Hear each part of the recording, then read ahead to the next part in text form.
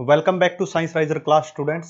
तो आज हम बच्चा पार्टी बड़ा इंपॉर्टेंट टॉपिक पढ़ेंगे बायोट एंड सेवर्ट्स लॉ के बारे में। बायोट एंड सेवर्ट्स लॉ क्या बताएगा और क्यों इसको पढ़ना है, क्या इसके बेनिफिट्स होंगे, इसकी क्या एप्लीकेशंस होंगी, क्या इंप्लीमेंटेशंस होंगी, सब के बारे में हम यहाँ पे पढ़ेंगे। उससे पहले मैं आपको बता दूं कि जितनी भी आपको इन्फॉर्मेशन है सारी टेलीग्राम चैनल पे आपको मिल जाएंगी। उसका लिंक डिस्क्रिप्शन में, उसको सब्सक्राइब कीजिए और शेयर कीजिए अपने जो लेक्चर्स है अपने फ्रेंड्स के साथ। तो चलिए ज्यादा टाइम वेस्ट न करते हुए बात करते हैं बायोट एंड सेवर्ट्स लॉ की। एक्चुअल में हो कह रहा था कि जब किसी करंट कैरिंग वायर में से किसी वायर में से करंट को पास किया गया तो ये पता चला कि वो वायर एक मैग्नेट बन जाता है। जैसे कि आपको पहले ही बताया गया था कि ये वायर है, इसमें से करंट पास किया गया और कंपास नीडल से डिफ्लेक्शन देखा तो यहाँ पे एक मैग्नेटिक फील्ड बन गया। ठीक है, इसको उरस्टेड का एक्सपेरिमेंट कहा था, जो बेसिक इंट्रोडक्शन वाले चैप्टर में आपको करवा दिया गया। इससे पहले वाले लेक्चर में आपको मिल जाएगा कंप्लीट प्लेलिस्ट, तो वहां जाके देखिए। अब बच्चा पार्टी ये जब मैग्नेटिक फील्ड बना तो क्या होता है मैग्नेटिक फील्ड, वो भी डिस्कस कर दिया। अब क्या हुआ कि हमारे पास अलग अलग सिचुएशन दे दी गई। क्या कोई वायर दे दिया गया, कोई किसी शेप में सर्कुलर शेप में बना दिया, कोई स्ट्रेट लाइन शेप में बना दिया गया।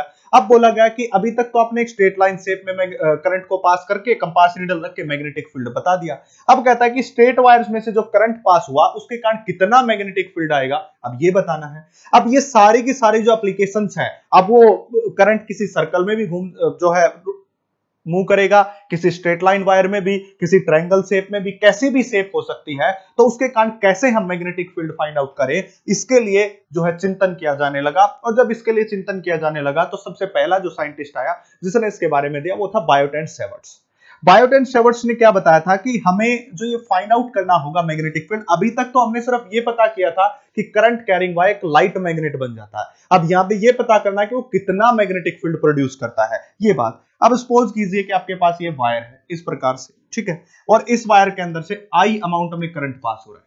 ठीक है, अब आई अमाउंट में जब इसमें से करंट पास हो रहा है तो कितना मैग्नेटिक फील्ड बनाएगा, इसको कैसे फाइंड आउट किए। तो इसके लिए सबसे पहले जो काम किया था वो बायोट एंड सेवर्ट्स ने किया था। उसने एक स्मॉल टुकड़ा लिया डीएल एलिमेंट का, जिसकी लेंथ कितनी है, डीएल एलिमेंट है। इसलिए सबसे पहली बात तो बायोट सेवर्ट्स लॉ एक ऐसा लॉ है जो स्मॉल एलिमेंट के कारण मैग्नेटिक फील्ड को फाइंड आउट करना है, और इसी स्टेटमेंट के ऊपर क्वेश्चन आया हुआ है। तो this law is used to find out, this law is used to find out, used to find out, इसी लॉ को यूज किया गया, use to find out magnetic field. Magnetic field, magnetic field को किससे डिनोट करते हैं हम, B से।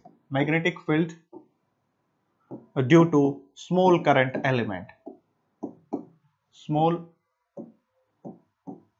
Current element. यानी कि अगर आपके पास कोई स्मॉल करंट एलिमेंट है और उसके कारण मैग्नेटिक फील्ड फाइंड आउट करना है तो वो कैसे फाइंड आउट कर सकते हो, with the help of Biot and Savart's law. और इसी स्टेटमेंट के ऊपर एक बार क्वेश्चन भी पूछा गया था। अगर आपसे कोई बात करे कि स्मॉल करंट एलिमेंट के कारण क्या फाइंड आउट करते हैं, magnetic field, this is given by the Biot and Savart's law से। अब उसने क्या कहा कि ये जो स्मॉल टुकड़ा आपने लिया है इसके कारण यहाँ पे मैग्नेटिक फील्ड को फाइंड आउट कर सकते हैं। और ये कंप्लीटली एक्सपेरिमेंट बेस्ड लॉ है बच्चे। ये किसके ऊपर है, एक्सपेरिमेंट बेस्ड लॉ है, experiment based law. Complete information आपको दी जाएगी, कंप्लीट थ्योरेटिकल, कैसे नीट के अंदर क्वेश्चन पूछे जाते हैं, कैसे किस प्रकार आईआईटी के अंदर क्वेश्चन पूछे जाते हैं, सारी बातें इसके अंदर इंक्लूड होगी। इसलिए आपको ये जो फिजिक्स नाम का तूफान जो आपको लग रहा है एक्चुअल में है नहीं इतना बड़ा, क्योंकि आप किसी चीज को समझते नहीं हो, इसके कारण आपको बड़ा लगता है। बट मैं गारंटी लेता हूं अगर आप इसको अच्छे से समझ के करोगे, कंप्लीट लेक्चर को फॉलो करेंगे तो ये गारंटीड बात है आपको 100% ये चीजें आ जाएंगी। आप करके देखना, फॉलो एक बार कंप्लीट लेक्चर के साथ बने रहो, फिर देखिए। अब इसके कारण कैसे मैग्नेटिक फील्ड फाइंड आउट किया, देखिए। सबसे पहले इसने ये करंट कैरिंग एलिमेंट आई ले लिया और इस करंट कैरिंग एलिमेंट के कारण एक मैग्नेटिक फील्ड फाइंड आउट करना है। और यहाँ पे क्या ले लेंगे, एक छोटा टुकड़ा ले लेंगे। इस टुकड़े को हम क्या कहते हैं, दैट इज डीएल लेंथ टुकड़ा, और इसके कितने डिस्टेंस के ऊपर, आर डिस्टेंस के ऊपर एक पी पॉइंट मान लिया, that is the point P. R distance के ऊपर एक पी पॉइंट मान लिया और वो कहता है कि इस पी पॉइंट के ऊपर मैग्नेटिक फील्ड को बताइए। ये कहना है उसका। क्या कहा उसने, एक स्मॉल टुकड़ा लिया डीएल और उसकी आर डिस्टेंस के ऊपर एक पी पॉइंट माना जहां मैग्नेटिक फील्ड को फाइंड आउट किया। और ये कंप्लीटली एक्सपेरिमेंट बेस्ड लॉ है बच्चा, मैंने पहले ही बताया था एक्सपेरिमेंटल बेस्ड लॉ है। तो क्या कहता है कि that is dB is directly proportional to current, जो इस वायर के अंदर से करंट जा रहा है, directly proportional to length DL जो आपने ले रखी है, ठीक है, that is inversely proportional to square of distance, that is the R का square, and directly proportional to sine theta. इन सब के डायरेक्टली प्रोपोर्शनल हो गया। अब ये सारी एक्सपेरिमेंट से फाइंड आउट किया है, इसका कोई कहीं से लिंक नहीं है, ये एक्सपेरिमेंटली वेरीफाइड है, इसलिए मैंने पहले ही लिख दिया it is experiment based law, experiment based law ही। जब ऐसा हो रहा था तो इसको हमने क्या किया, एक साथ किया, तो dB is directly proportional to I into में dl into sine theta and divided by r square, this become complete law. ये क्या हो जाएगा, कंप्लीट लॉ हो जाएगा। ठीक है, अब यहाँ पे प्रोपोर्शनलिटी का साइन हटाते हैं तो फिजिक्स के अंदर कोई कांस्टेंट आता, that is dB is equal to में k into I into dl into sine theta and divided by में r का square, this is the complete law. ये क्या बन गया हमारे पास, कंप्लीट लॉ बन गया मैग्नेटिक फील्ड को फाइंड आउट करने का। अब यहाँ पे एक टर्म का यूज किया है k, जिसको हम क्या कहते हैं, कांस्टेंट कहते हैं, जिसकी वैल्यू होती है mu naught by 4 pi, that is theoretical, और इसको मैथमेटिकल फॉर्म में लिखना है तो that is 10 to the power -7। ये हो गया। देखिए सारी बातें इजी हैं, कोई ज्यादा मुश्किल बातें नहीं है, साथ साथ करते रहोगे तो गारंटेड बात है आपको सब कुछ आएगा। देखिए अब इसकी यूनिट निकालनी है, मैग्नेटिक फील्ड की यूनिट क्या होती है, टेस्ला, और डिस्टेंस की यूनिट होती है मीटर स्क्वायर, और डिवाइडेड बाय में हमारे पास करंट की एम्पियर, तो that is Tesla metre per ampere. कैसे किया मैंने, के की यूनिट निकालनी थी तो मैग्नेटिक फील्ड को लिखा टेस्ला, ये डिस्टेंस ऊपर जाएगी मीटर स्क्वायर, करंट की यूनिट एम्पियर और लेंथ की यूनिट मीटर, तो 1 मीटर से metre cancel out, it comes out to be tesla metre per ampere. और ये सारी बातें सिंपल है, ये यूनिट निकालना बेसिक बात है, इसलिए मैंने ज्यादा इसके ऊपर स्ट्रेस नहीं दिया, आप इसको फाइंड आउट कर सकते हो इजिली। ये हो गया आपकी। अब यहाँ पे के अंदर आपको एक म्यू नोट का यूज किया है, इस म्यू नोट को हम क्या कहते हैं, परमिएबिलिटी को क्या कहते हैं, permeability, permeability of a space, permeability of a space. Space के लिए क्यों को बोला गया, क्योंकि यहाँ पे ये वर्ड यूज कर रखा नोट, जहां पे नोट लगा होगा वहां पे आ जाएगा स्पेस, और जहां पे नोट नहीं लगा होता वो होता मीडियम के लिए। अगर मैं कहीं पे इसको इसी तरह से लिखता म्यू, तो एक स्पेस की जगह क्या आ जाती, किसके लिए आती, मीडियम के लिए आती, दैट इज फॉर मीडियम के लिए, स्पेस की जगह परमिएबिलिटी ऑफ मीडियम हो जाती ये, और एक किसके लिए, स्पेस, क्योंकि इसके साथ क्या लगा हुआ, नोट लगा होता है। ठीक है, ये बात आ गई। अब हम के की बात करेंगे तो इस सीजीएस के अंदर, ये किस सिस्टम के अंदर ले रखा हमने, एसआई सिस्टम के अंदर, ये सारी बातें किसके अंदर कर रहे हैं हम, एसआई सिस्टम। अगर इसी की वैल्यू को सीजीएस सिस्टम में बात करें, सीजीएस में, तो इस के की वैल्यू किसके बराबर होती है, 1 के बराबर। याद रखें सीजीएस सिस्टम के अंदर k इज इक्वल टू 1 और but k is equal to 10 to the power -7 in the SI system. ये दोनों बातों पर आपको डिफरेंस को याद रखना है। जब आपने इतना पढ़ लिया तो यहाँ पे परमिएबिलिटी क्या होती है, इसके बारे में भी जानने का आपका हक है कि ये क्या होती है। हर चीज को लाइन वाइज आपको पढ़ना है, क्योंकि रीजन देता जा रहा है आपको क्या क्या पढ़ना। बस इस लॉ को याद रखना आपको कि dB is equal to k I dl sin theta by r square. ये आपके पास क्या है, बायोट एंड सेवर्ट्स का लॉ है। इसको भी मॉडिफाई करेंगे थोड़ा सा, अब इसको वेक्टर फॉर्म में लिखते हैं, फिर इसकी डेफिनेशन लिखेंगे। अब आपने पढ़ा कि that is dB is equal to k I dl sin theta divided by में r का स्क्वायर। अब इसको ट्राई करते हैं वेक्टर फॉर्म में लिखने की, वेक्टर फॉर्म, इन वेक्टर फॉर्म। अब इसको किस में लिखेंगे हम, वेक्टर फॉर्म के। देखिए एक बात याद रखिए, जब इस लॉ को वेक्टर फॉर्म में डिनोट करना है तो आपको कैसे डिनोट करोगे, सबसे बड़ी समस्या ये।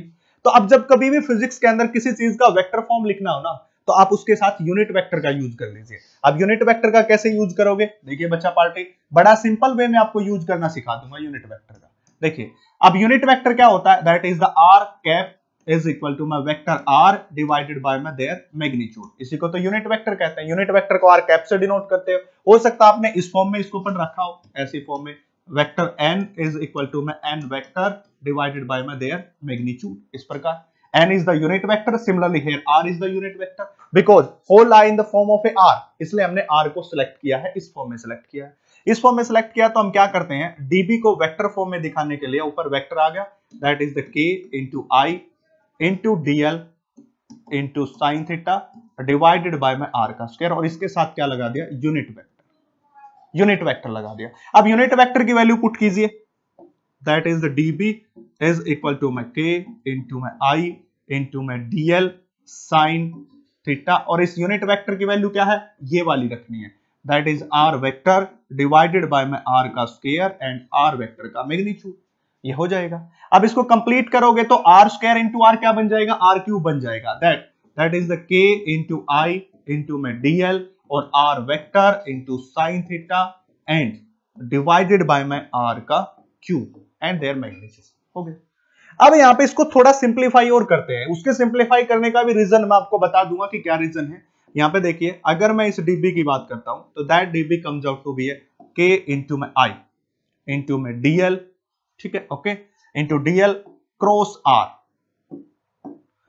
क्रॉस आर क्यों लिखा? क्योंकि जहां पे साइन थीटा को हटाया जाता है वहां क्रॉस प्रोडक्ट आता है, जहां कोस थीटा को हटाया जाता है वहां पे डॉट प्रोडक्ट आता है, इसलिए हमने यहाँ पे किसको हटाया? साइन थीटा को, इसलिए यहाँ पे क्या आ जाएगा? क्रॉस प्रोडक्ट आ जाएगा, डिवाइडेड बाय क्या रहेगा? आर क्यूब रहेगा, ठीक है। ये एक फॉर्म होगी बच्चा पार्टी, ये एक फॉर्म होगी जिसके ऊपर डायरेक्ट नीट के अंदर क्वेश्चन आ सकता है या पूछा गया होगा कभी ना कभी नीट के अंदर, डायरेक्ट ऐसा क्वेश्चन पूछा गया होगा डायरेक्ट कि भाई ये form Biot and Savart's law की है या नहीं है, या चार ऑप्शन दे देंगे इनमें से कौन सी form Biot and Savart's law की है, तो आपको बताना पड़ेगा कि कौन सी फॉर्म इसके अंदर बायोट एंड सेवर्ट्स लॉ की है। तो ये क्वेश्चन नीट के अंदर आ सकता है, पूछा जा सकता है, ठीक है। अब क्या किया हमने, यहाँ पे डीबी की बात कर ली और डीबी आ गया के I DL cross R divided by में आर क्यूब, और ये फॉर्म नीट के अंदर आपके पूछी जाती है। इतना हो गया। अब यहाँ पे एक टर्म आई थी आपके पास, उसको एक्सप्लेन करते हैं, और that term is the mu naught, जिसको हम क्या कहते हैं? Permeability of space, permeability of A space, permeability of space कहते हैं।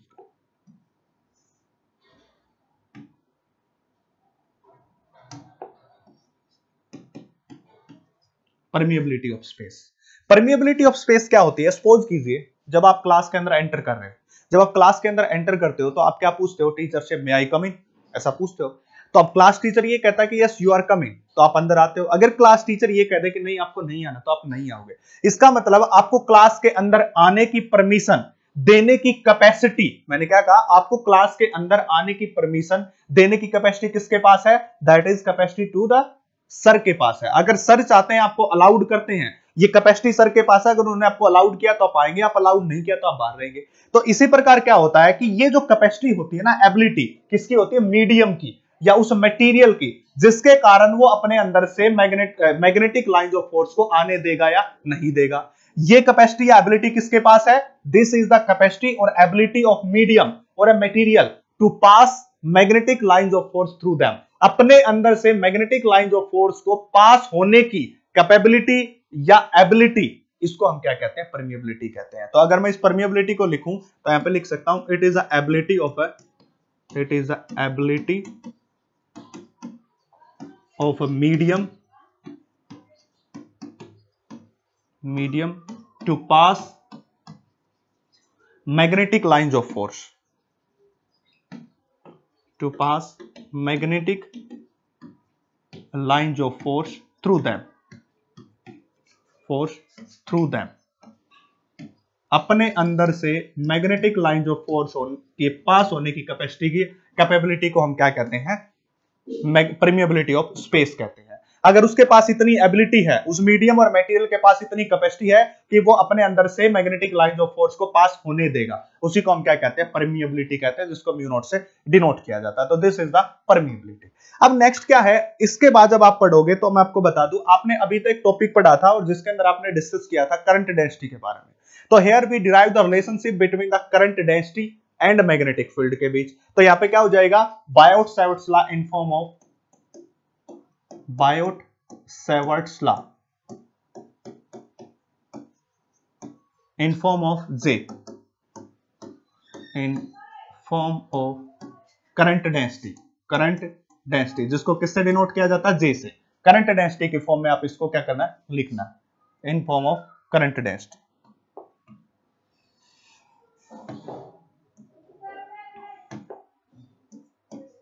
इन फॉर्म ऑफ करंट डेंसिटी की फॉर्म में, यानी कि अभी तक जो आपने लॉ पढ़ा था that is the dP is equal to my K into my I into DL into sine theta divided by my R का स्क्वायर, ये लॉ पढ़ा है। अब इसको किसके फॉर्म में लिखना? करंट डेंसिटी की, J की फॉर्म में। अब आपको पता होना चाहिए कि जो J होता है वो किसके बराबर होता है? Current per unit area. ये डेफिनेशन आपको पहले से पता होनी चाहिए, ये आपको पता भी होगी और सबको मैंने करवाई हुई थी। जिसको नहीं पता करंट पर यूनिट एरिया, ये second unit current and electricity के जो प्लेलिस्ट है वहां पे आपको मिल जाएगा, जिसमें करंट डेंसिटी का टॉपिक आपको पढ़ाया गया है, तो उसको जाके देखिए, आपको वहां से पता चलेगा, फिर लेक्चर की सीरीज चलेगी। मैं गारंटीड बात लेता हूं कि आपका नीट 100% आप क्वालिफाइड करोगे, और मेंस तक क्वेश्चन मैं यहां पे करवाऊंगा आईआईटी के लिए। एडवांस के लिए अलग से वीडियो डाल देंगे जब आपकी डिमांड होगी। तो मेंस तक के मैं गारंटी लेता हूं, अगर आप यहां से लेक्चर को देखोगे तो 100% क्लियर होगा तुम्हारा। डायरेक्शन भी दे रहा हूं, कैसे क्वेश्चन सोल्व करना वो भी दे रहा हूं। जैसे जैसे आपकी मेरे चैनल पे तादाद बढ़ती जाएगी संख्या, तो साथ साथ में आपको जो है जो आपके लिए क्वेश्चंस होंगे अवेलेबल, जितने भी आपके पास जो वीकली प्रैक्टिस प्रॉब्लम है या डेली प्रैक्टिस प्रॉब्लम है, सब आपको करवाई जाएगी सब, और पर्सनली मैं उनको सोल्व भी करवाऊंगा, ये मेरी गारंटी। आप एक बार कनेक्ट होइए, शेयर कीजिए अपने फ्रेंड्स के साथ, तो आपको इसका बेनिफिट मिलेगा। तो I/A जे किसके बराबर होगा, करंट पर यूनिट एरिया। अब देखिए हमें इसको किस में कन्वर्ट करना है, इसमें हमें इस फॉर्म में कन्वर्ट करना है कि जिससे मैग्नेटिक फील्ड और करंट डेंसिटी के बीच रिलेशनशिप बन जाए। मतलब अगर मेरे को यहां से आइडियल की वैल्यू मिल जाए, इस फैक्टर की वैल्यू मिल जाए, तो मैं इसको कर दूं।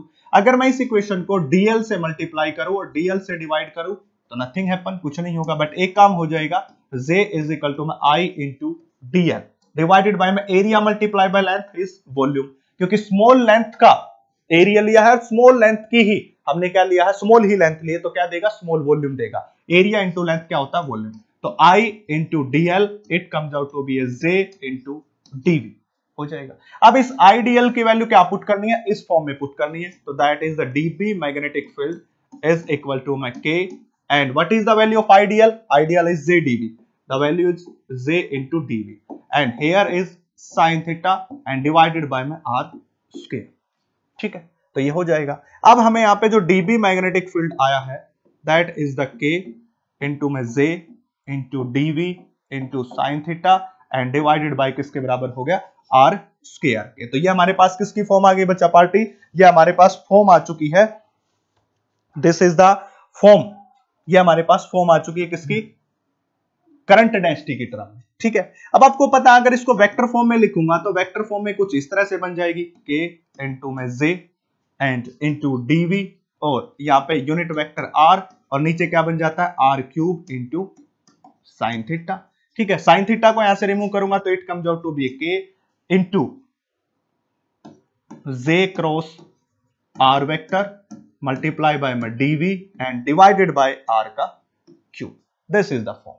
अब यहाँ पे एक चीज आपको देखने को मिल रही होगी कि जो डीबी मैग्नेटिक फील्ड है वो J cross R cross product, क्योंकि यहां से साइन थीटा हटाया तो J और R के बीच है, मतलब जो हमारे पास एंगल था किसके लिए, इस करंट कैरिंग वायर के लिए, ये करंट कैरिंग वायर I, और यहां पे हमने क्या माना था, P पॉइंट के ऊपर मैग्नेटिक फील्ड को फाइंड आउट किया था स्मॉल टुकड़े के कारण, डीएल के कारण, इसके कारण। तो इसका मतलब यहाँ पे जो हम एंगल की बात कर रहे हैं वो एंगल किस किस के बीच है, जो एक करंट जा रहा है इसके बीच, और जो R पोजीशन वेक्टर लिया है ये इन दोनों के बीच है। करंट और R पोजीशन वेक्टर के बीच है, I is the current and R is the position vector from this point to this point, इन दोनों के बीच एंगल है साइन थीटा। अब इसी प्रकार अब ये बात जब भी आपको कुछ ऐसा दिखाई दे तो इसका मतलब ये होता है कि DB is perpendicular to J and DB is perpendicular to R। ये किसका मतलब है, ये इस बात का मतलब है जब आपको ऐसे क्रॉस प्रोडक्ट दिखाई दे तो इसमें जो डीबी होता है, इस तरफ वाली जो टर्म होती है वो इन दोनों के क्या होती है, परपेंडिकुलर होती है। इस बात को याद रखना, एक बार ये क्वेश्चन पूछा गया था कि भाई ऐसा कुछ फॉर्म में दे दिया, इसका मतलब क्या है, DB is perpendicular to, yes DB is perpendicular to R, बिल्कुल सही बात बच्चा पार्टी। जब ऐसा कुछ फॉर्म दिखे तो वो इसी प्रकार से होता है, इस प्रकार से उस टर्म को बोला जाता है। ठीक है, अब बायोट-सैवर्ट्स लॉ को हम किसकी फॉर्म में करेंगे, चार्ज एंड वेलोसिटी। अभी तक तो हमने किसकी फॉर्म में किया था, जे की फॉर्म में। ठीक है, अब इन form of charge and velocity, in form of charge and velocity,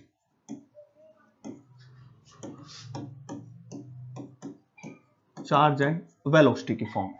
ठीक है, ये अगला आ जाएगा चार्ज और वेलोसिटी की फॉर्म में। अब हमारे पास वही डीबी का एक्सप्रेशन आपको पता ही होगा, that is the K into में I इंटू डीएल और साइन थीटा। आप किसी एक्सप्रेशन में K की वैल्यू भी पुट कर सकते हो, म्यू नॉट बाय 4 पाई, उससे भी सोल्व कर सकते हो, उससे कोई फर्क नहीं पड़ता, डिवाइडेड बाय R स्क्वायर। अब आपको पता होगा कि यहाँ पे किसकी फॉर्म में हमें इसको कन्वर्ट करना है, हमें इसको कन्वर्ट करना है चार्ज और वेलोसिटी की टर्म में। अगर चार्ज और वेलोसिटी की टर्म में आपको कन्वर्ट करना है तो आपको एक बात का पता होना चाहिए कि जो आपके पास अभी अभी हमने जो टर्म लिया I इंटू डीएल, ये किसके बराबर लिख सकता हूं, that is Q divided by में डेल्टा T इंटू में डीएल, ये लिख सकता हूं। इस आई को मैंने क्या लिखा है, इस आई को हमने क्या लिखा है, इसको क्यू डिवाइडेड बाय में डेल टी, यानी कि चार्ज पर यूनिट टाइम किसके बराबर होता है भाई, करंट के बराबर होता है। ये सबको पता होगा, rate of flow of charge is called current, और ये आपकी सेकंड यूनिट की पहली डेफिनेशन है। अब आपको पता हो कि ये दोनों मिलके क्या बनाती है, velocity, distance upon time, that is DL is the small length and delta T is small time, so it become a velocity. तो I DL gives the charge multiply by velocity, Q into V देगा। Q is the charge and distance by time is velocity, ये दे दिया। अब इसको यहां पे modify करते हैं, तो दैट इज द डीबी, ठीक है, is equal to my K into IDL की जगह हमारे पास क्या आ गया, Q into V into sine theta and divided by में आर का स्क्वायर। अब सिमिलरली इसको वेक्टर फॉर्म में कन्वर्ट करना है, तो वेक्टर फॉर्म के लिए हमें क्या करना पड़ेगा, यूनिट वेक्टर का use, that is K into Q into V into sine theta multiply by में आर पोजिशन वेक्टर और डिवाइडेड बाय में क्या हो जाएगा, आर क्यू। ठीक है, ये आपको लगाना सिखा दिया था पहले ही मैंने। So DB comes out to be के इंटू में Q, that is V cross R, v is the velocity, r is the position vector, sin theta को हटाया तो क्रॉस प्रोडक्ट आएगा, वो इन दोनों के बीच आ गया, और डिवाइडेड बाय में क्या हो जाएगा हमारे पास, r क्यूब हो जाएगा। तो this is the another form of A Biot-Savart's law. अब ये डायरेक्टली ये फॉर्म आपके पेपर में भी पूछी जा सकती है, नीट के एग्जाम में आ सकती है, मेंस में मॉडिफाई करवा के आपसे पूछ सकता है कि इसकी फॉर्म में लिखिए कौन सा एक्सप्रेशन इस फॉर्म में है, तो ये सारी बातें आपसे पूछी जा सकती हैं। अब फिर से वही बात मैंने क्या कहा था, अगर कोई सिचुएशन ऐसी दिखे तो इस तरफ वाली टर्म इन दोनों की क्या होती है, परपेंडिकुलर, मतलब यहाँ पे जो मैग्नेटिक फील्ड होगा that is perpendicular to velocity and this magnetic field is perpendicular to distance, इन दोनों के क्या हो जाएगा, परपेंडिकुलर हो जाएगा। तो ये बात आपका डिनोट कर रहा है। तो ये किस फॉर्म में आ गया हमारे पास, ये बायोट-सावर्ट्स लॉ की फॉर्म आ गई। तो ये था हमारा पहला टॉपिक, बायोट-सावर्ट्स लॉ।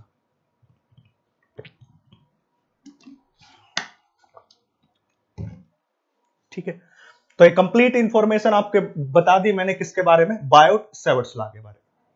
अब क्या होता है कि ये तो हमने एक स्मॉल एलिमेंट के कारण आपको मैग्नेटिक फील्ड निकालना सिखा दिया। अब क्या करते हैं हम, इसकी एप्लीकेशन बना देते हैं। कैसे एप्लीकेशन, अभी तक तो हमने कह लिया कि एक वायर लिया, उसका स्मॉल एलिमेंट लिया और उसके कारण हमने मैग्नेटिक फील्ड फाइंड आउट कर लिया।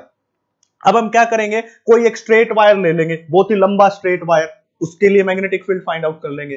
फिर हम क्या करेंगे, हम एक कोई सर्कुलर वायर ले लेंगे, उसके कारण मैग्नेटिक फील्ड फाइंड आउट करेंगे, और किसकी मदद से करेंगे, इसी बायोट-सावर्ट्स लॉ। क्यों, क्योंकि इसने हमें स्मॉल टुकड़े के लिए मैग्नेटिक फील्ड निकालना सिखा दिया।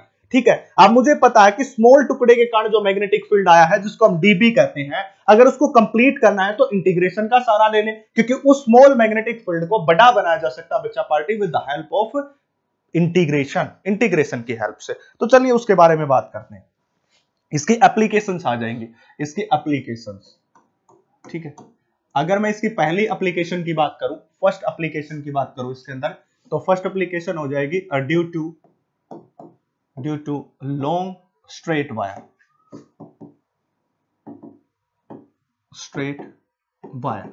लॉन्ग स्ट्रेट वायर जो कि करंट कैरिंग होना चाहिए।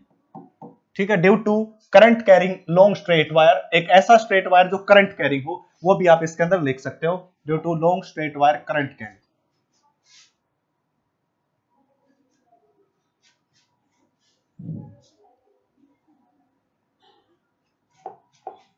Due to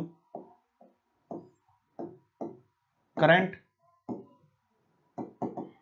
carrying long straight wire, जो करंट कैरी कर रहा हो, ऐसा लंबा स्ट्रेट वायर है, उसके कारण हमें क्या करना है भाई, मैग्नेटिक फील्ड फाइंड आउट करना है। तो इसके लिए हमें क्या करना पड़ेगा, सबसे पहले इसके डायग्राम को समझना है। यहाँ पे हम क्या करते हैं, एक लंबा स्ट्रेट वायर मान लेते हैं इस तरह से, ये मान लिया, और इसके कारण हमें कोई पॉइंट मान लिया, यहाँ पे ये पॉइंट मान लिया, और इस पॉइंट को हमने क्या बोल दिया, इस पॉइंट को हमने बोल दिया P। इसके ऊपर मैग्नेटिक फील्ड को फाइंड आउट करना है इस P पॉइंट के ऊपर। ठीक है, अब हम क्या करते हैं, सिमेट्रिकल केस बनाते हैं। लंबा स्ट्रेट वायर को हमने कंसीडर कर लिया इस प्रकार से, यानी कि ये ऊपर तक जा रहा है, इसी प्रकार ये इंफिनिटी तक नीचे जा रहा है, ऊपर भी इंफिनिटी तक गया और नीचे भी गया, इस प्रकार से इसको मान लिया। अब हम क्या करते हैं, ये सिमेट्री बनाते हैं। सिमेट्री कैसे बनाएंगे, ऊपर वाला पार्ट एग्जैक्टली नीचे वाले पार्ट के बराबर है, ऐसी सिमेट्री बना ली।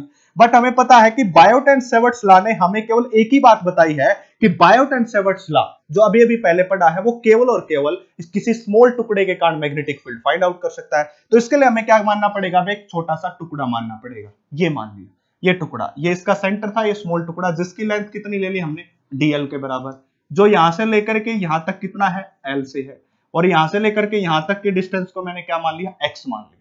ठीक है, इतना होगा। अब हमें क्या करना है, इस टुकड़े के कारण इस पॉइंट के ऊपर मैग्नेटिक फील्ड फाइंड आउट करना है। ठीक है, मैग्नेटिक फील्ड फाइंड आउट करना, तो इस डिस्टेंस को मैंने क्या कह दिया, r कह दिया। ठीक है, इसी प्रकार सिमेट्री बनाने के लिए हमने क्या कर लिया, नीचे भी एक टुकड़ा मान लिया स्मॉल dl, जो कितनी लेंथ के ऊपर है, नीचे भी l लेंथ के ऊपर है। अब इसी प्रकार यहां से यहां तक जो डिस्टेंस होगी वो भी कितनी हो जाएगी बच्चा, r के बराबर हो जाएगी।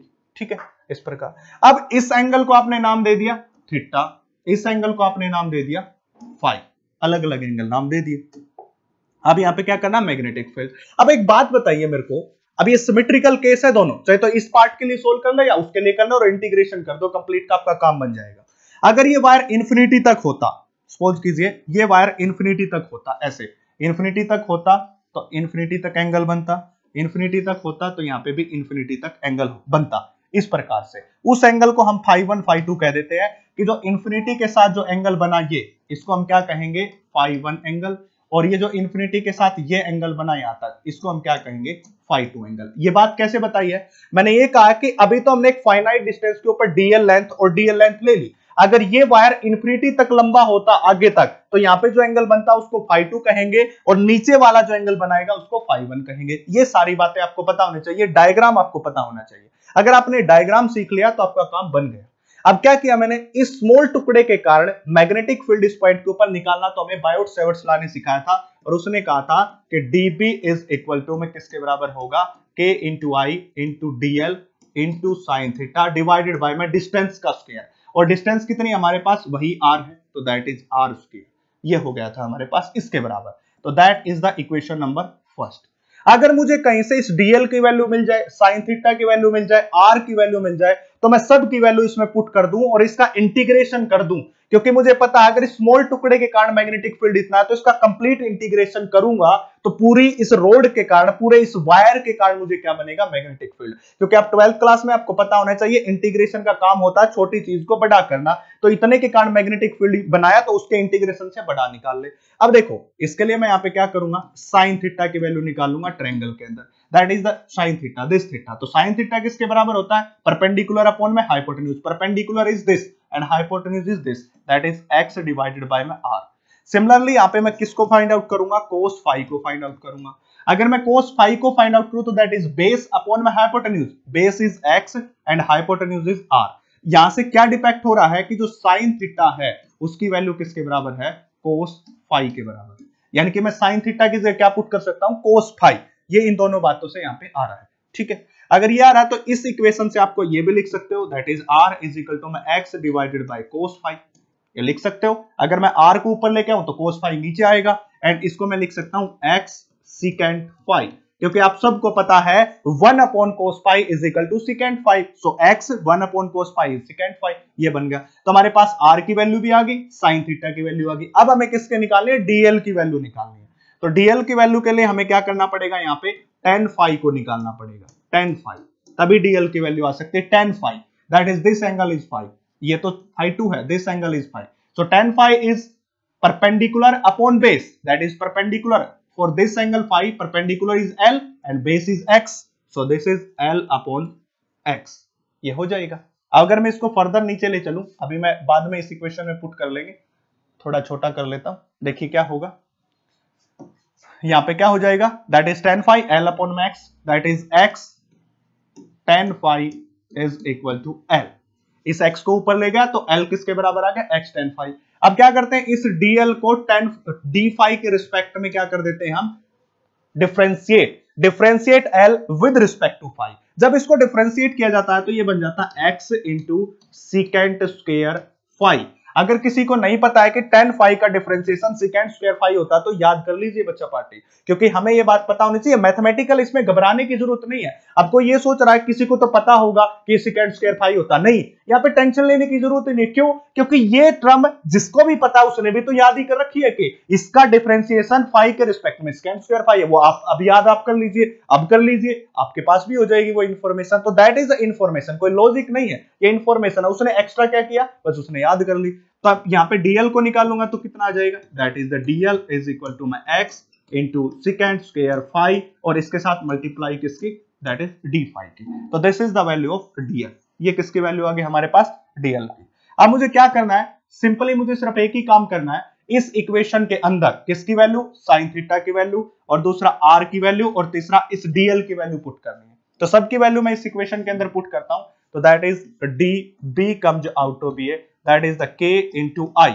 हो गया। अब के इंटू आई, अब डीएल की जगह हमारे पास क्या है, ये value that is the X into secant square phi into D phi. हो गया। साइन थीटा की जगह मैं क्या रखूंगा, cos phi, that is sine theta is equal to cos phi, ये लिख दिया कोस फाई। ठीक है।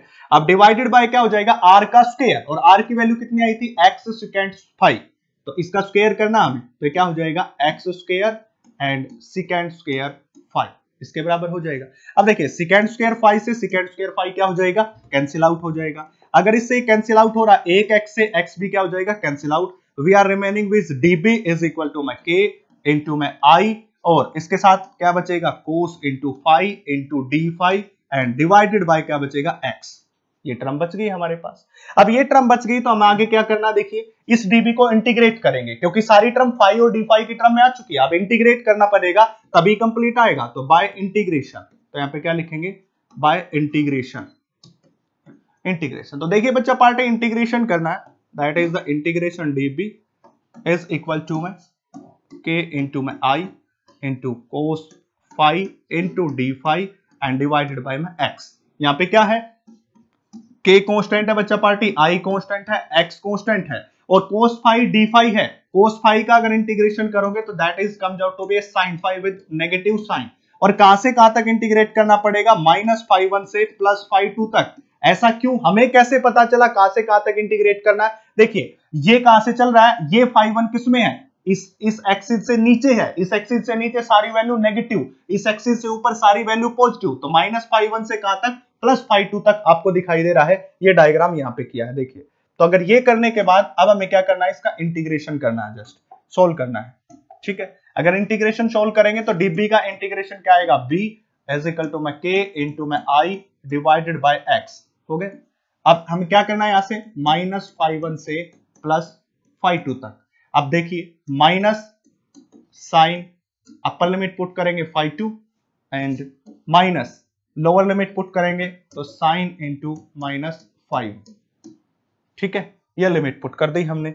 अब यह लिमिट पुट करने के बाद क्या आंसर आएगा, देखिए। तो यहां पे जो हमने लिखा है, ये गलती से हमने लिख दिया, यहां पे इंटीग्रेशन जो होता है वो प्लस कोस फाई होता है, सॉरी प्लस साइन फाई होता है, यहां पे sine phi with plus sign. Cos phi का इंटीग्रेशन वो डिफरेंशिएशन के सोच के मैंने लिख दिया था, ये होता है। अब साइन फाई लिखा, अब अपर लिमिट पुट करेंगे इसके अंदर साइन, और यहां पे क्या आ जाएगा φ2 माइनस साइन माइनस φ1। आपको पता होना चाहिए साइन माइनस क्या होता है, sine minus theta is equal to minus sine theta के बराबर होता है। अगर ये -12 आएगा तो माइनस माइनस क्या हो जाएगा, प्लस हो जाएगा। तो मैग्नेटिक फील्ड आ जाएगा के इंटू में आई डिवाइडेड बाय में x into sine φ2 plus sine φ1। तो दिस इज द फॉर्मूला। ये क्या आ गया हमारे पास, फॉर्मूला आ गया साइन φ2 प्लस साइन φ1 के बराबर। ठीक है। अब यहाँ पे क्या करते हैं कि कुछ किताबों के अंदर k की वैल्यू को μ0/4π यहाँ पे पुट करके दिखा दिया आपको। जब b के फार्मूले में ये पुट करेंगे तो ये बन जाएगी μ0 इंटू आई डिवाइडेड बाय में 4π into x into sine φ1 plus sine φ2। क्योंकि ये फार्मूला अब सुनने में बड़ा अच्छा लगता है। कोई पूछे कि due to straight long current carrying wire के कारण magnetic field μ0I/4πx sin φ1 plus sin φ2, this is the formula. किसी बुक में लिखा मिलेगा μ0I/4πx sin θ1 प्लस sin θ2। जहां हमने φ1 φ2 एंगल माना, उसने θ1 θ2 एंगल मान लिया होगा, इसलिए वो टर्म आई है। तो ये हमारे पास किसका फार्मूला आ गया, magnetic field due to long current carrying straight wire, उसके कारण ये फार्मूला आ गया। अब इसके कुछ वेरिएशंस देखते हैं। देखिए बच्चा पार्टी, ये हमारे पास बी का फार्मूला आ गया, इसको याद रखना पड़ेगा। आपको क्वेश्चंस को करना है तो इसको आपको क्या करना पड़ेगा, याद रखना पड़ेगा, तभी आपका काम चलेगा।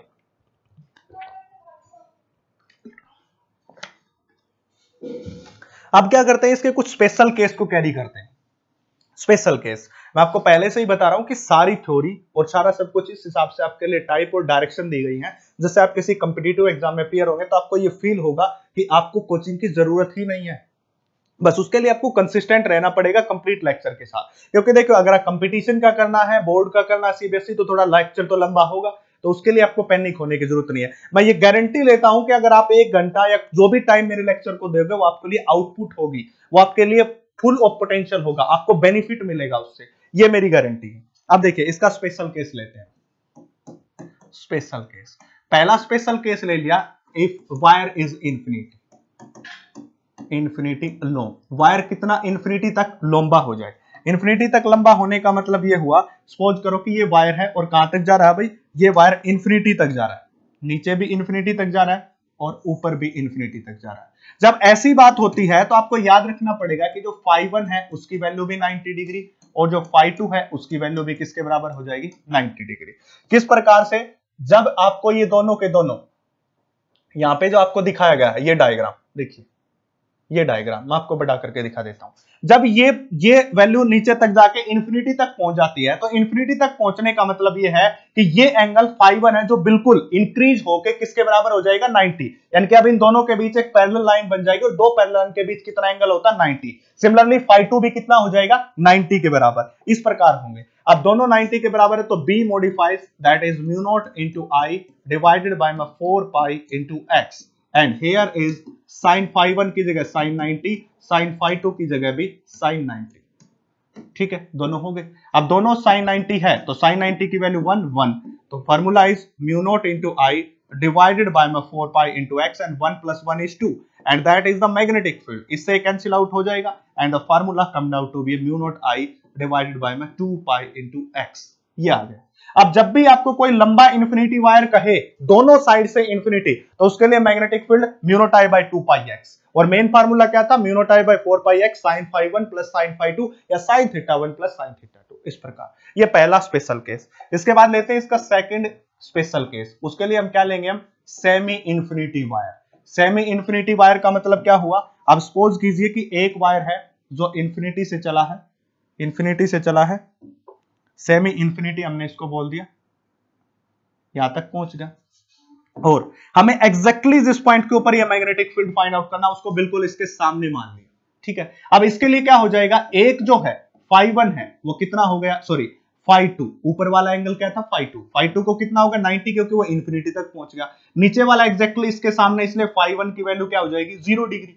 मतलब क्या हुआ, मतलब ये हुआ, मैं आपको फिर से समझा रहा हूं, इसका मतलब ये हुआ, देखिए एक तो ये एंगल ये तो इंफिनिटी तक पहुंच गया, इसलिए φ2 हो गया 90। अब φ1 क्या होगा, ये एंगल यहां से उठ के यहां पे आ गया, इसके सामने एग्जैक्टली इसके सामने, तो ये φ1 डिक्रीज होता जाएगा और कहां तक पहुंच जाएगा, 0 तक पहुंच जाएगा। इसलिए हमने इसको दूसरे को क्या लिया, 0 डिग्री के बराबर लिया। अब उसी प्रकार बी में रखेंगे तो it comes out to mu naught into i divided by 4 pi into x into में sin φ1 की जगह हमें क्या रखना है, 0 डिग्री, एंड sin φ2 की जगह हमें क्या रखना है, sin 90 डिग्री। इसकी वैल्यू 0 और इसकी value 1, so formula comes out to be mu naught into i divided by 4 pi into x, ये आ जाए। ठीक है, दिस इज द फार्मूला। अब इंफिनिटी होता है तो mu naught i by 2 pi x, semi infinity होता है तो mu naught i by 4 pi x, ये हो जाएगी। तो ये बातें आपको याद रखनी पड़ेंगी, आपको बातों पता होनी चाहिए।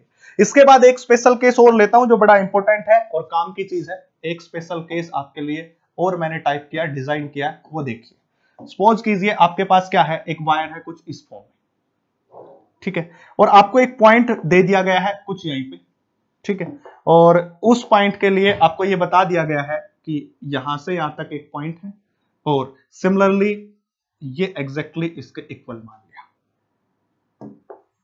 और एक यहां तक। ठीक है, ये हो गया आपके पास। अगर ये बातें हैं और आपने क्या बोल दिया, इस पी पॉइंट बोल दिया, इसको पी पॉइंट, जहां पे हमें क्या करना, मैग्नेटिक फील्ड को फाइंड आउट।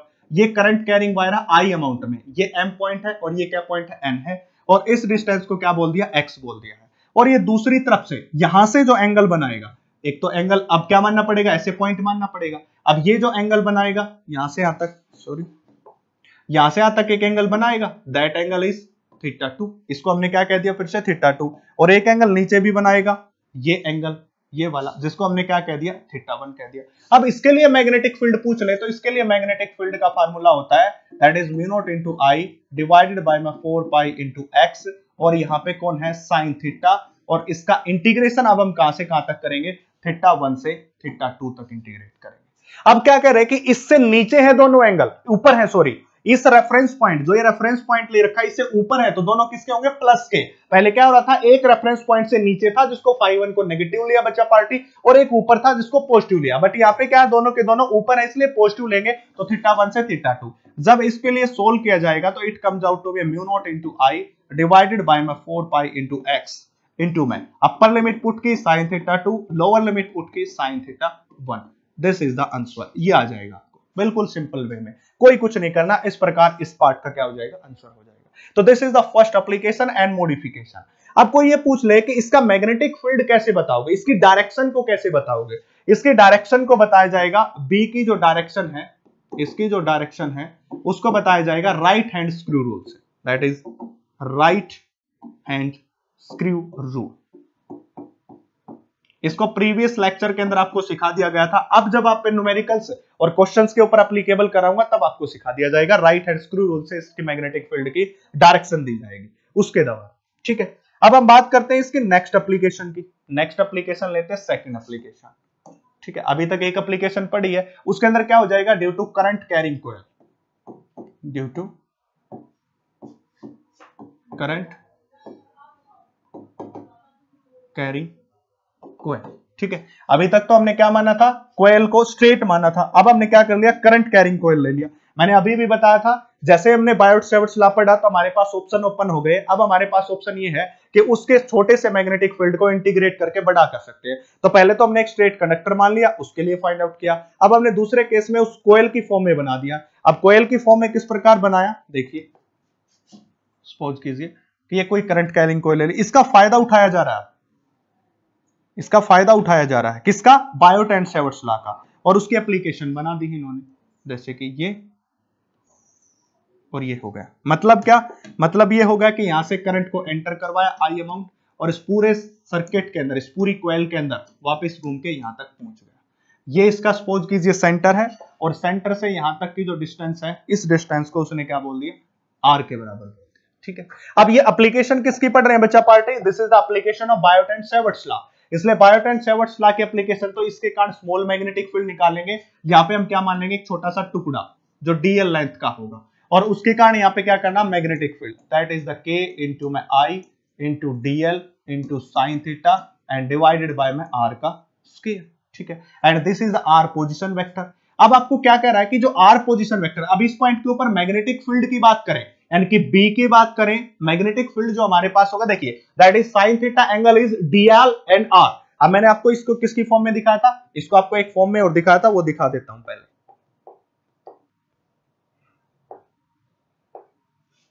देखिए ये दिखा रखा, जो साइन थीटा था, इस साइन थीटा को हटाने के लिए डीएल और आर के बीच में क्रॉस प्रोडक्ट लगाया, मतलब ये जो थीटा एंगल है वो किसके बीच है, डीएल एलिमेंट और इस आर पोजीशन वेक्टर के बीच।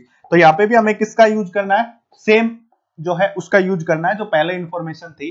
तो ये जो एंगल थीटा होगा, स्मॉल डीएल एलिमेंट ये और इस पोजीशन वेक्टर आर के बीच, जो कि कितना एंगल बना रहा है, 90 डिग्री, ये हो जाएगा साइन 90 इज इक्वल टू 1 के बराबर, sine 90 is equal to 1। So dB comes out to be that is the k, और k की वैल्यू को पुट कर देते हैं, यहाँ पे k की वैल्यू को पुट कर देते हैं, क्या, म्यू नॉट बाय 4 पाई, सबको पता है इस k की वैल्यू क्या है, म्यू नॉट बाय 4 पाई, आपको बताया गया था, i इंटू में dl और साइन 91 डिवाइडेड बाय क्या हो जाएगा, r स्क्वायर। ठीक है, अब इसका क्या करना पड़ेगा भाई, बाय इंटीग्रेशन, इसका इंटीग्रेशन करना पड़ेगा।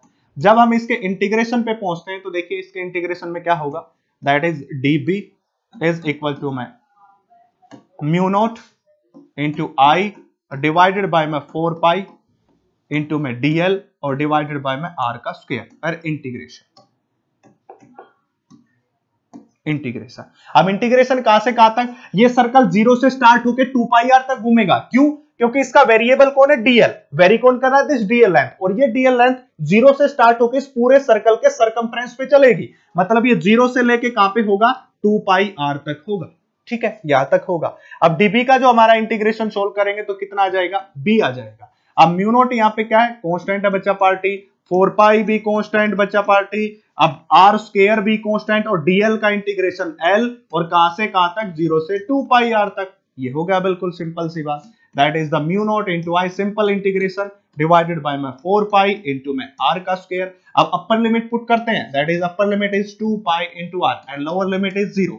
लोअर लिमिट को लिखने का कोई फायदा नहीं क्योंकि वो 0 के बराबर है। So B comes out to be a mu naught into में आई डिवाइडेड बाय में 4 पाई इंटू आर का स्क्वायर इंटू में 2 पाई इंटू आर। अब 1 आर से 1 आर कैंसिल, 2 पाई से कैंसिल होके 2, that is answer comes out to be a, answer comes out to be a magnetic field is mu naught into I divided by में 2 into r. This is the magnetic field due to coil. ये किसके कारण आ गया?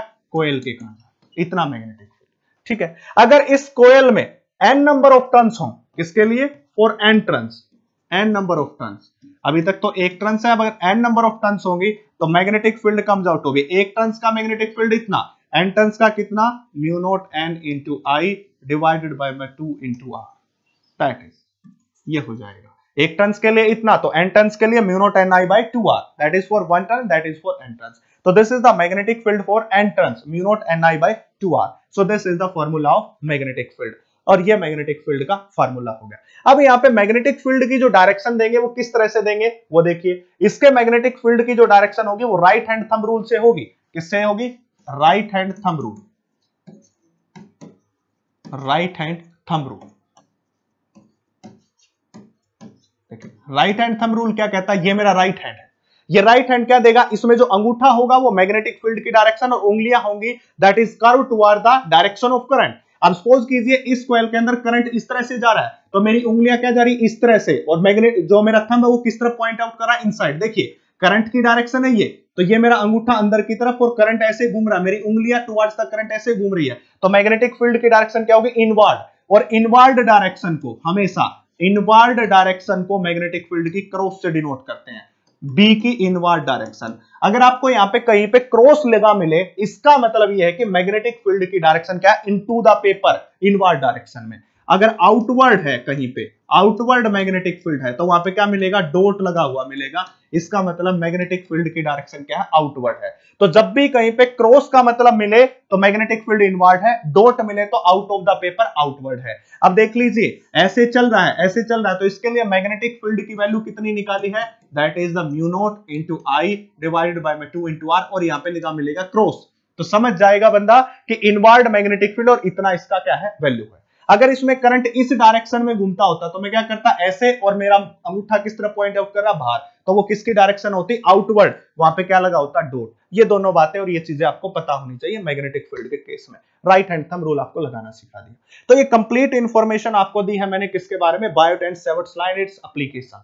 अब इसे numericals पे कैसे applicable होती है वो बात करते हैं। तो चलिए न्यूमेरिकल्स की बात करते हैं। सपोज कीजिए पहला न्यूमेरिकल क्या कहता है? Charge curve is uniformly spread on a thin ring of a radius r. The ring rotates about its axis with a uniform frequency f. ठीक है, अब क्या कह रहा है कि आपके पास कोई रिंग है, मैं आपको बता देता हूं, आपके पास कोई रिंग है, इसको समझिए क्वेश्चन को कैसे करा। ये आपके पास एक रिंग है, ठीक है, और ये पूरा का पूरा रिंग चार्ज है, यानी कि सपोज कीजिए इसके ऊपर पॉजिटिव चार्ज है इसके ऊपर इस प्रकार से, और पॉजिटिव चार्ज के साथ साथ क्या कर रहा है? ये रिंग रोटेट कर रहा है। क्या कर रहा है? रोटेट कर रहा। फ्रीक्वेंसी है कितनी? फ्रीक्वेंसी के साथ एफ हर्ट्ज के साथ ही क्या कर रहा है? रोटेट कर रहा है। The magnitude of magnetic induction at centre of ring, इसके सेंटर ऑफ रिंग के ऊपर मैग्नेटिक फील्ड की वैल्यू, मैग्नेटिक इंडक्शन कहे या मैग्नेटिक फ्लक्स डेंसिटी कहे, फ्लक्स डेंसिटी, मैग्नेटिक फ्लक्स नहीं, फ्लक्स डेंसिटी या मैग्नेटिक इंडक्शन या मैग्नेटिक फील्ड, सभी बातें एक ही होती है बच्चा पार्टी। मतलब ये किसकी वैल्यू पूछ रहा है मेरे बेटे? बी की वैल्यू पूछ रहा है। अब बी की वैल्यू अभी अभी निकालना सिखाया आपको। रिंग के कारण कितनी आई थी? Mu naught I by 2 R, तो वही लिखेंगे हम, that is the mu naught into में आई डिवाइडेड बाय 2 इंटू में R, and R is the radius. इसने बोला है कि उस रिंग की रेडियस हमारे पास कितनी? आर है। बट ये क्या कर रहा है कि वो रिंग रोटेट कर रहा है, किसके साथ रोटेट कर रहा है? फ्रीक्वेंसी एफ के साथ। इसका मतलब ना तो म्यू नॉट को छेड़ सकता मैं, कोई चेंज नहीं कर सकता, ना 2 को ना आर को, क्योंकि सारी क्वांटिटी फिक्स है। यहाँ पे एक क्वांटिटी फिक्स नहीं है जो कि है आई, क्योंकि इसने क्या कहा है? इस रिंग के ऊपर चार्ज फैला हुआ है। अगर इस रिंग के ऊपर चार्ज फैला हुआ तो आई की वैल्यू किसके बराबर होती है? Q अपॉन टी के बराबर होती है। और आप सभी को पता है कि फ्रीक्वेंसी किसके बराबर है? 1 अपॉन टी के बराबर होती है।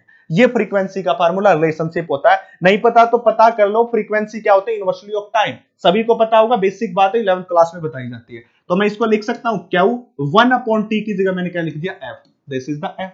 सो formula comes out to be like, so formula is magnetic field is mu naught divided by my 2r और I की जगह मैंने क्या लिख दिया Q into F। So this is the result। Direction के बारे में कुछ नहीं पूछा तो mu not QF divided by 2r, mu naught QF divided by 2r, this is the answer. और ये किसमें आया हुआ? मेंस 2011 और 2010 के अंदर आया हुआ है, मेंस के एग्जाम के अंदर। पहले जब आप नीट का एग्जाम देते थे तो मेंस होता था, प्री होता था, दो फॉर्म में होता था, 2 बार लिया जाता था नीट। अब तो नीट बना दिया, एक ही पेपर होता, पहले 2 पेपर होते थे, तो उस टाइम के ऊपर ये पूछा गया था। आज से लेवल अच्छा आता था उस टाइम पे। तो ये पहला क्वेश्चन। अब ये बात करते हैं इस क्वेश्चन की। क्या कह रहा है कि 2 straight conductor carrying current, 2 straight conductor है जो करंट को कैरी कर रहे हैं, I split into 2 part as shown in figure. इस पार्ट को इस तरह से स्प्लिट कर दिया है loop as r, the total magnetic field at centre P of loop. इसके सेंटर के ऊपर क्या बनाना है? टोटल मैग्नेटिक फील्ड बताना है। ठीक है, अब एक बात सोचिए, सबसे पहले मैं आपको एक बात बताता हूं, यहां पे हुआ क्या होगा। देखो एक कंडक्टर तो ये दिख रहा है तुम्हें, मैं इसको थोड़ा बड़ा कर देता हूं, आपको अच्छे से समझ आ जाएगा। ठीक है, देखिए एक कंडक्टर तो ये, दूसरा कंडक्टर आपको ये दिखाई दे रहा, तीसरा कंडक्टर यहां से चल के जिसमें I1 करंट है वो दिखाई दे रहा, चौथा कंडक्टर आपको I2 जिसमें I2 करंट है वो। मतलब यहाँ पे 4 टाइप के मैग्नेटिक फील्ड बन सकते हैं, B1, B2, B3 और B4। अब जब B1 की बात करते हो तो B1 तो बिल्कुल इसके सामने आ गया, और B1 सामने आने का मतलब जो R की वैल्यू है KIDL sin theta by R square, इसके लिए R की वैल्यू 0, इसलिए मैग्नेटिक फील्ड 0। इसके लिए भी R की वैल्यू देखिए बिल्कुल सामने, वहां पे हम क्या लेते थे, ये पॉइंट ये हमारे, और यहां लेते थे R। अब इसने R को क्या रख दिया, यहां पे रख दिया पॉइंट इसके सामने, तो ये R कितना हो गया 0, इसलिए magnetic field 0 for this part and this part and only remain for which part. So magnetic field is here due to 2 parts. तो first one is due to I1 current and second one is to I2। इस current के कारण और इस current के कारण क्या होगा, यहाँ पे मैग्नेटिक फील्ड होगा केवल, और किसी के कारण नहीं होगा। यहाँ पे एक समस्या आ गई आपके सामने, और वो समस्या क्या है देखिए, मैं आपको बता देता हूं। अब इसको मैं साइड में कर देता हूं। अभी तक आपने सीखा था कि अगर कोई भी कॉइल है, ये कॉइल है, और इस कॉइल के कारण जिसकी रेडियस R है, इसके कारण जो मैग्नेटिक फील्ड निकाला वो निकाला था mu naught I divided by 2 into R, ये निकाला। ठीक है, अब क्या है, इसको 2 पार्ट में बना दिया। एक तो हमने आर्क बना दी इस तरह से, ये आर्क। अब कहता है कि इस आर्क का एंगल कितना है, थीटा। इसका आर्क का एंगल कितना है, थीटा है। अब इस आर्क के कारण मैग्नेटिक फील्ड बताओ। अब ये कंप्लीट सर्कल तो है नहीं, तब क्या कहता है कि इसका फार्मूला मॉडिफाइड होके आ जाता है mu naught into I divided bye 2r into theta by 2 pi से मल्टीप्लाई कर दो। यानी कि ऐसे, अगर कहीं पे कंप्लीट सर्कल नहीं है, अगर आपके पास कंप्लीट सर्कल बन रहा है तो formula is mu naught I by 2r। वो कंप्लीट सर्कल नहीं है, वो 1/4 ऑफ सर्कल है, 2/3 ऑफ सर्कल है, या सर्कल का एक पार्ट उसमें से कट कर दिया और 3 हिस्से बचे हुए तब पूछ ले, तो उसके लिए फार्मूला मॉडिफाई हो जाता mu naught I by 2r multiply by theta by 2 pi and theta is that angle, theta is that angle. अगर ये एंगल 90 डिग्री है तो यहाँ पे क्या बनेगा, पाई बाय 2। थीटा की जगह क्या पुट करूंगा, पाई बाय 2, आपके पास आंसर आ जाएगा। अगर ये 270 डिग्री है तो थीटा को, इसको 270 को किस में चेंज करूंगा, पाई की फॉर्म में, यहां पे रख दूंगा। तो अब आप ये एक बात याद रखें, जब भी आपको कोई ऐसी सिचुएशन दे तो b की वैल्यू क्या हो जाती है, mu naught I divided bye 2r and multiply by theta by 2 pi. That is for arc. किसके लिए है ये, आर्क के लिए है। कंप्लीट सर्कल के लिए होगा तो ये, और आर्क के लिए होगा तो ये होगा। अब इसी सिचुएशन का फायदा और इसी फार्मूले का फायदा उठा के हमें सोल्व करना है ये क्वेश्चन। ठीक है, ये क्वेश्चन चलिए सोल्व करते हैं इसको। अब इसमें हिस्सा लेते हैं। अभी आपके पास क्या था, सर्कल था, ये सर्कल था। ठीक है, अब ये सर्कल है, यहां से करंट एंटर कर रहा है बिल्कुल, और ऐसे कर रहा है। अब इसमें क्या है करंट आपके पास, that is the current I1, that is the current I1, और इसके अंदर क्या है आपके पास, I2 करंट है। सॉरी, हाँ, इसके अंदर डायरेक्शन ऑफ करंट अलग है, उसके अंदर अलग है। इसके अंदर करंट क्या, I है, यानी कि यहां से एंटर करता है करंट, और यहां से एंटर करेगा, ऊपर वाले पार्ट में I1 गया, नीचे वाले में I2 गया। ठीक है, फिर यहां से I1 आएगा, यहां से कौन आएगा, I2 आएगा, I2 करंट, दोनों मिलेंगे और फिर से क्या करंट बन जाएगा, I करंट।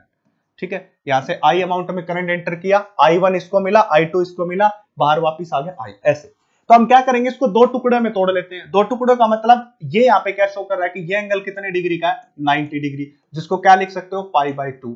ये एंगल कितने का है, ये है 270 डिग्री का। क्योंकि अगर 360 टोटल सर्कल के अंदर एंगल कितना होता है 360 का, और उसमें से हमने किसको माइनस कर दिया 90, तो 270 डिग्री बच गया। अब 270 डिग्री को आपको किस में चेंज करना है, पाई में। अब आपको पता है पूरा 360 होता है उसको कितने में लिखते हैं 2 पाई, यानी कि पूरा एंगल कितना था 2 पाई, उसमें से कितना हमने कट आउट कर लिया पाई बाय 2, तो इसमें से किसको माइनस कर दो पाई बाय 2 को, तो 2 4 और ये हो जाएगा 3 पाई बाय 2, यानी कि 370 को कितना लिख सकते हैं हम 3 पाई बाय 2।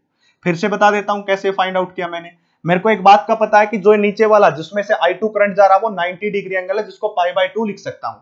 अगर इस पूरे सर्कल में से पाई बाय 2 ये है तो बचा हुआ कितने का होगा, क्योंकि टोटल सर्कल 2 पाई 360 का जिसको 2 पाई लिखते हैं, तो उसमें से क्या माइनस कर दिया पाई बाय 2। टोटल सर्कल जो 360 डिग्री का होता है उसको क्या लिखते हैं 2 पाई के बराबर, 1 डिग्री को डिवाइडेड बाय 360 और 270 डिग्री को मल्टीप्लाई बाय 270, तो दैट इज 94 और 93 और ये 2 कैंसिल, तो यहाँ पे बचेगा 3 पाई बाय 2। ऐसे भी लिख सकते हो, ऐसे भी फाइंड आउट कर सकते हो, ये आ गया। ठीक है, अगर आपके पास ये वैल्यू आ गई है तो अब आप आगे देखिए इसको कैसे सोल्व करोगे। अब आपको फार्मूला लगाना है इस पार्ट के लिए B1 मैग्नेटिक फील्ड। अब B1 मैग्नेटिक फील्ड का formula mu naught into I divided bye my radius. अब इसकी रेडियस की बात करेंगे तो r दे रखी है, तो r रहेगा इंटू 2 इंटू थीटा बाय 2 पाई, ये वाला फार्मूला, क्योंकि ये अब की बार कंप्लीट सर्कल नहीं है, एक को तो ये हिस्सा है दूसरे का ये हिस्सा कंप्लीट सर्कल होता तो लगा देता। अब थीटा की जगह क्या पुट करूंगा मैं, थीटा की जगह ये वैल्यू 2 जिसको क्या है 3 पाई बाय 2 के बराबर, that is 3 pi by 2। Pi से pi cancel out, it comes out to be mu naught into में I, that is mu naught into में आई, आगे 3, ये हो जाएगा 2 2 जा 4 4 2 जा 8 8 इंटू आर, तो ये क्या हो जाएगा B1 magnetic field is 3 mu naught I divided bye 8, ये होगा। अब इस क्वेश्चन में तभी आप इसको सोल्व कर पाओगे तब आप इसकी डायरेक्शन को भी फाइंड आउट करो। अब आपका हक बनता है कि इसके मैग्नेटिक फील्ड की डायरेक्शन को भी फाइंड आउट करो। अगर आप मैग्नेटिक फील्ड की डायरेक्शन को फाइंड आउट करना चाहते हो तो आपको किसका यूज करना पड़ेगा, राइट हैंड थंब रूल।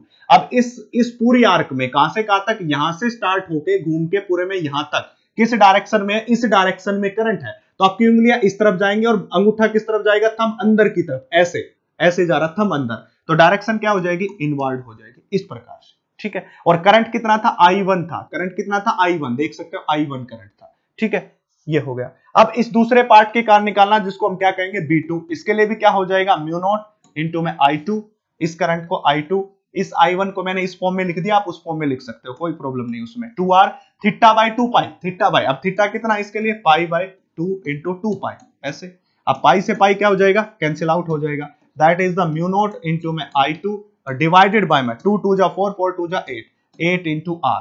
अब इसके लिए मैग्नेटिक फील्ड, अब देखिए इसमें करंट इस डायरेक्शन में, इस डायरेक्शन का मतलब ये क्या हो जाएगा, अगर मैं इसको लेके चलूं, इसकी डायरेक्शन इस तरफ है तो ये कंप्लीट सर्कल में, मतलब अब यहाँ पे आप इस पे, मैं देखो पॉसिबल नहीं हो पा रहा, मेरे को इसको ऊपर बैठना पड़ेगा बोर्ड के, तो ऐसे बैठ नहीं सकता, तो मैं एक आइडिया लगाऊंगा, जब करंट ऐसे मूव करता है तो डायरेक्शन क्या आती अंदर, जब करंट ऐसे मूव करेगा तो डायरेक्शन किस तरफ आएगी, बाहर आएगी, तो बाहर आएगी तो इसकी डायरेक्शन क्या हो जाएगी डॉट। मैंने अभी भी बताया डॉट का मतलब आउटवर्ड मैग्नेटिक फील्ड, क्रॉस का मतलब इनवर्ड मैग्नेटिक फील्ड, हो गए 2 मैग्नेटिक फील्ड। अब अगर हमें इसका नेट मैग्नेटिक फील्ड इस पूरी कोयल के कारण निकालना है, कंप्लीट कोयल के कारण, तो मुझे क्या करना पड़ेगा, that is the B net magnetic field is equal to में हमें माइनस करना पड़ेगा B1 माइनस B2 या B2 माइनस B1, किसी में से कर दो, क्योंकि अभी हमें ये नहीं पता कौन बड़ा है कौन छोटा है। क्यों, क्योंकि म्यू नॉट अब आपको दिख रहा है, यहाँ पे देख भी सकते हो, दोनों को देखोगे तो ये 3 से मल्टीप्लाई, ये 3 से मल्टीप्लाई नहीं है, इसलिए ये बड़ा है ये छोटा आपको दिखाई दे रहा, तो लिख सकते हो 3 म्यू नॉट इंटू में I1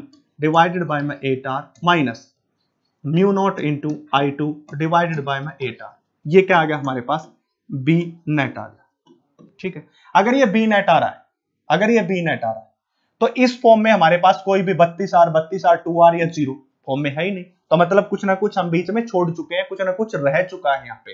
वो क्या रह चुका है कि जो I1 और I2 आपके पास है, I1 और I2 की आप बात कर रहे हो, तो यहाँ पे मुझे क्या करना पड़ेगा, यहाँ पे हमें करंट का रिलेशन फाइंड आउट करना पड़ेगा, और करंट के, क्योंकि तभी ये उड़ीसा नीट के अंदर क्वेश्चन पूछा गया है, तभी उड़ीसा नीट में क्वेश्चन पूछा गया, अब करंट का रिलेशन यहाँ पे फाइंड आउट करना पड़ेगा, यानी कि I1 और I2 दोनों की वैल्यू निकालनी पड़ेगी, दोनों का रिलेशन निकालना पड़ेगा, क्योंकि 3 म्यू नॉट बाय 8R तो चेंज नहीं हो सकते, इसका मतलब चेंज हुआ होगा I1 और I2, तभी तो आंसर मैच नहीं किया हमारे पास, और अब हमें इन दोनों का रिलेशन फाइंड आउट करना है। हमारे पास क्या था, ये सर्कल था, यहां से करंट एंटर कर रहा था, सॉरी, यहां से करंट एंटर किया और ऐसे निकल गया, that is the I current.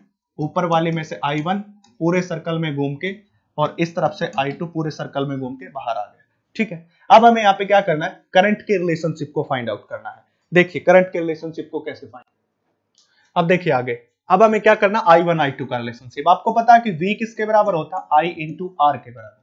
अब ये दोनों वायर पैरेलल में कनेक्टेड है, अगर मैं इसको सीधा करूं तो ये वायर इस वायर के पैरेलल में है। अब पैरेलल में करंट क्या रहता है, सेम रहता है, तो क्या हो जाएगा, इसका जो करंट वोल्टेज होगा, सॉरी पैरेलल में वोल्टेज सेम रहती है, इस वायर की जो वोल्टेज होगा इसकी voltage that is the I1 R1 is equal to I2 R2, क्योंकि पैरेलल में वोल्टेज क्या रहा, सेम रहा। अगर पैरेलल में वोल्टेज सेम रहा तो that is the I1 into R1 that is the rho L1 by A1, क्योंकि मटेरियल तो सेम है, एरिया ऑफ क्रॉस सेक्शन भी सेम है, उसका कोई चेंज नहीं, देख सकते हो पूरा एक ही वायर है, दोनों की लेंथ तो अलग अलग है, इसकी लेंथ अलग है, इसकी लेंथ अलग है, बट इसका एरिया और मटेरियल सेम है, is equal to I2 into rho L2 divided by A। तो रो A से रो A क्या हो जाएगा, cancel out, that is the I1 divided by I2 is equal to क्या हो जाएगा, L2 divided bye L1, L2 divided bye L1, इस प्रकार हो गया यहां तक। अब देखिए, अब आपको पता होना चाहिए L2, ये वाला पार्ट इस पूरे सर्कल का 1/4 है, इस पूरे सर्कल की लेंथ कितनी है 2 पाई आर, और ये पार्ट कितना कर रहा है 1/4, मतलब 1/4 of 2 pi R part carry कर रहा है ये।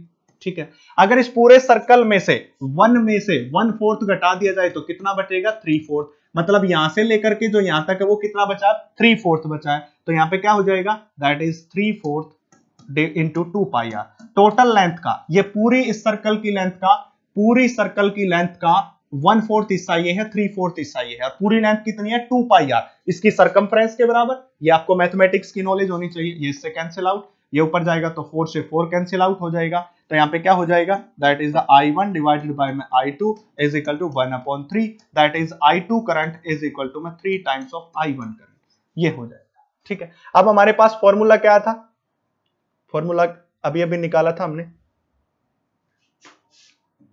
देखिए ये फॉर्मूला निकाला था हमने, ये वाला, ये आपको दिखाई दे रहा हो, ये वाला फॉर्मूला।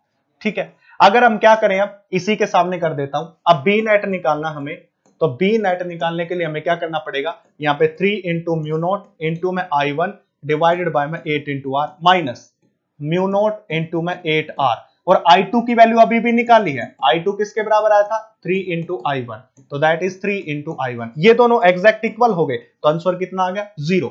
तो आंसर इस क्वेश्चन का क्या आएगा बच्चा पार्टी, आंसर आएगा 0, ए ऑप्शन। और नीट उड़ीसा के अंदर 2019 के अंदर ये क्वेश्चन पूछा गया है इस प्रकार से। ठीक है, तो ये क्वेश्चन आपके पास हो गया है। अब ये क्वेश्चन होने के बाद आपको जो है आइडिया हो गया होगा कि किस हिसाब से यहाँ पे क्वेश्चन आपसे पूछे जाते हैं। बाकी नेक्स्ट लेक्चर के अंदर पढ़ते हैं, ये कंप्लीट बायो-सेवर्ट्स लॉ की एप्लीकेशंस थी और उसके बारे में था, और मुझे लगता है कि इसके बाद कोई ज्यादा बातें इसके अंदर रही नहीं है जो आपको पता हो। अब भी कोई प्रॉब्लम है तो कमेंट सेक्शन में मेंशन कीजिए या टेलीग्राम चैनल के ऊपर, वहां डिस्कस करेंगे। तो थैंक यू।